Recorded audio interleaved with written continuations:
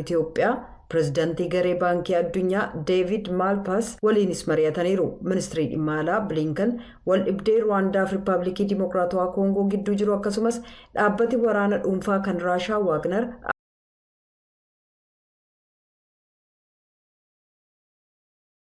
Oromiyaa keessaa lammiiwwan nagaa 100,000 lakkaa'aman manneen jireenyaa isaaniirraa buqqa'uu isaanii Ochaan beeksisee jira. Tokkummaan mootummoota akka ibsetti buqqaatonni hedduun gara naannoo Amaaraatti yaa'aa jiru jedhe. Uummati miidhaan irra ga'e naannoo Oromiyaa keessaa naannoo Wayyaawaa keessa qubachuu qofa otoo hin taane guyyoota 3 hanga 5 miillaan erga deemanii booda gara naannoo Amaaraatti galan jechuudhaan Ochaan gabaaseera. Baatii muddee walakkeessaarra namoonni 10,000 ol qe'eerraa buqqa'uu isaanii beeksisee jira. Itoophiyaan faayidaa daldalaa dilaalarraa bilisa ta'e Chaayinaan ji'a darbe beeksifte fayyadamuuf qophaa'aa jirti.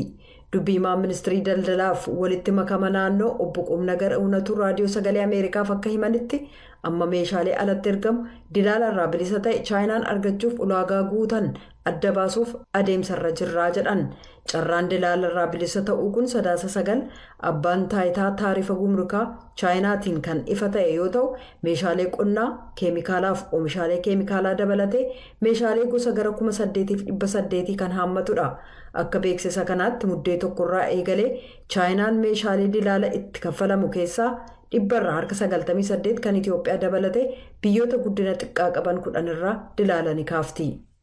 Yaadachiisa ariifachiisaa waayiloota keenya Itoophiyaa nu erganiin walii galtee araaraa sana booda gara naannoo Tigraay seenuun suutaan fooyya'ina argamsiisaa jira jechuudhaan dubbiimaan tokkummaa mootummootaa Steefan Dujaarik ibsatuu ta'uudhuuf kennaniin beeksisaniiru.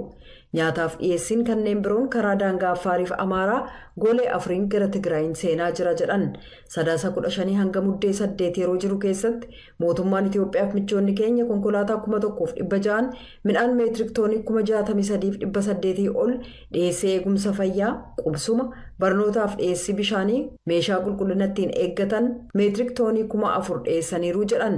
Nyaatawwan madaalamaaf meeshaalee eegumsa fayyaallee qilleensaan deddeebisaniiru jedhaniiru. Balaliin gargaarsa namoomaa kan idilee hojii nuti dhaqqabuuf goonu ol kaasuuf hanga danda'ametti deddeebi'aa jira jedhan. Affaariif Amaaraa keessaa naannolee walitti bu'iinsi keessatti geggeessame keessatti hojiin gargaarsaaf deebisanii dhaabuu cimee ka jiru yoo ta'u keessumaa naannolee uummanni buqqa'ee deebi'aa jirutti nageenya fooyya'aa hordofuun hojiin gargaarsaaf deebisanii dhaabuu barbaachisaadha jedhaniiru. Kan hordofaa jirtan sagalee Ameerikaa sagantaa afaan Oromooti. Pireezidaantiin Yuunaayitid Isteetsi Joo Baayiden bulchiinsi isaanii Afrikaaf kutannoo gadi fagoo akka qabu irra deebi'anii cimsanii erga dubbatanii booda akkasumas hoogganoonni ardii kanaa fedhii uummata isaanii akka kabajan gaafatanii ardittii daawwachuu dhufuu nan danda'a jechuun ibsanii jiran. Walga'iin hoogganoota Yuunaayitid Isteetsii fi Afrikaa kamisa darbe kan xumurame waadaa Yuunaayitid Isteetsi kan doolaara biliyoona 55 yoo ta'u kunis Baayiden irraati. Baayiden akka jedhanitti akkuma garii keessaniif hime biyyoota keessanitti na afeeraa jedhan. An akka tasaa mul'achuu waan danda'uuf waan hawwitan of eeggadhaa jedhanii tole hedduu keessan biyyoota keessan keessatti arguuf hawwii guddaan qabaa jedhan. Imala ta'uu danda'u ilaalchisee garuu bal'inaan hin ibsine. Tokkummaa mootummootaatti ambaasaaddarri Yuunaayitid Isteetsi malli pireezidaantummaa dhiibbaa guddaa qaba jechuun VOA'tti himan. Kun carraa uummata Afrikaaf biyyoota kamiifiyyuu yoo pireezidaantiin daawwannaa akkasii gochuuf murteessan waadaa nuti isaaniif qabnu qabatamaan akka argan ta'a jechuudhaan Liindaa Toomas Greenfield walga'ii sana maddiitti VOA'f ibsanii jiran. Gaazexeessota hedduu kamisa galgala Tiwiitarri isaanii ugguraman keessaa oduu gabaasaan olaanaan biyyoolessaa VOA Steve Herman tokko. Hordoftoonni Tiwiitara hoogganaa biiroo White House duraanii erga Tiwiitarri isaa ugguramuu argatan. Tiwiitara gaazexeessota CNN, New York Times fi Washington Post akkasumas gaazexeessota dhuunfaa ta'an tokko ergaa wal fakkaataa argatanii jiran.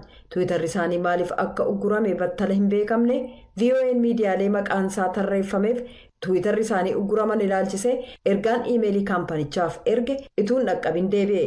Gaazexeessonni kun irra hedduun abbaa qabeenyaa Tiwiitaraa Elon Muskiin jijjiirama taasifame ilaalchisee barreeffamoota maxxansanii turan. ergaa Tiwiitara kamisa galgala barreeffameef deebii kenneen Maask akka jedhetti guyyaa guutuu anaan qeeqaa ooluun gaariidha garuu bakka an jiraadhu isa sirrii beeksisuun maatii koo balaaf saaxiluun garuu sirrii miti jedhee jira. Maaskitti dabaluudhaan gaazexeessonni kun akkuma namoota biroo akka seera Tiwiitaraatti odeeffannoo namoota dhuunfaa qooduun dhorkaadha jedheera. Reuters akka gabaasetti Tiwiitara kana dura Twitter @ellenjet jedhamuuf jeettii dhuunfaa Elon Musk hordofu ugguree jira. Kanas kan godhe yaada ofii walaba ibsuuf Twitter eenyuyyuu hin ugguru. Hogganoota Afrikaa guyyootii 3 gaggeeffame irratti Afrikaa daawwachuuf akka danda'an akeekuun xumuran. As I told some of you, you invited me to your countries. I said, be careful what you wish for. Gara biyyoota keessanitti kanneen naafeertan ni jirtu. Anis akkuma naga tokko keessanitti misana an mul'achuu waan hin danda'uuf waan hawwituuf eeggadhu jedheen jira. Firoonni hiyyeeyyii yeroo hundaa ni mul'atu. Warri dureeyyii ta'an gonkumaan mul'atan. Hiyyeessi dhufee nyaata kee nyaatee yeroo dheeraa turuu qaba. Egaa baay'ee keessan biyyoota dhaloota keessanii keessatti arguudhaaf hawwii guddaan hin eeggadha. Qoosaa nama dinqisiisu kan hoogganaan saba dureeyyii addunyaa roobii darbe yeroo isaanii harka caalu fudhatanii hirmaatan kanaan United States doolaara biliyoona 55 gargaarsaan kennuuf karoorfachuusee beeksisuudhaan kunis ardii wabii nyaataa dhabuun rakkachaa jirtu mirga walqixxummaa dhabdee fi hambaa dhukkubbii koloneeffannaa taate Afrikaaf ta'uu ibsan. Garuu qoosaa kana cinatti tokkummaa mootummootaatti ambaasaadara United States ka ta'an Linda Thomas Greenfield raadiyoo sagalee Ameerikaaf akka ibsanitti imalli pireezidaantummaa kun dhiibbaa guddaa qabaataa jedhan. Yoo pireezidaantichi daawwannaa akkasii gochuuf murteessan kun uummanni Afrikaa keessaa ka biyya kamiyyuu haa ta'u dhugumatti waadaa nuti isaaniif qabnu akka argan carraa ta'a. Sochiiwwan gurguddoo fi waadaan gurguddaan kun dippiloomaasii callisaa walgahii hoogganoota Afrikaa kanarratti ta'aa jiruun wal faallessa. Walgahii ministeerri haajaalaa United States Anthony Blinken hoogganoota biyyootii lamaan wal dhabdee cimaa biyya isaanii keessaa qaban kan Itiyoophiyaa fi Koongoo akkasumas kan michuu tasgabbaa'aa Ameerikaa ta'an Senegaal, Afrikaa Kibbaa fi dhaabbata enerjii yookaan annisa guddaa qabdu Angoolaa waliinis dubbataniiru. Xiinxaltoonni akka jedhanitti United States michoota Afrikaa adda addaa waliin galmee hojii isaanii otoo hin ilaaliin dhimmoota yaada waliinii argachuu danda'an irratti hojjechuuf yaalaa jirti. Kaameruun Haadsan giddugala dhimma nagaaf nageenyaa fi bulchiinsa Afrikaa keessaa kan ilaaleen waaltaa qorannoo tarsiimoo fi guutuu addunyaa keessatti xiinxalaadha. I think what Washington is trying to do is diversify its relationships on the continent and not make them dependent on it. Wanti Washington gochuuf yaalaa jirtu hariiroo ardii kana keessatti qabdu adda addaan gochuuf malee hooggana tokko yookaan garee biyyoota tokko irratti akka hirkatan gochuuf miti jedheen yaada. Sababaan isaas wanti nu argine biyyoonni kun dadhaboo ta'anii hafuu isaaniiti. Kanarra michuu tarsiimoo ta'e tokko boor walwaraansa siviilotaan liqinfamuu mala.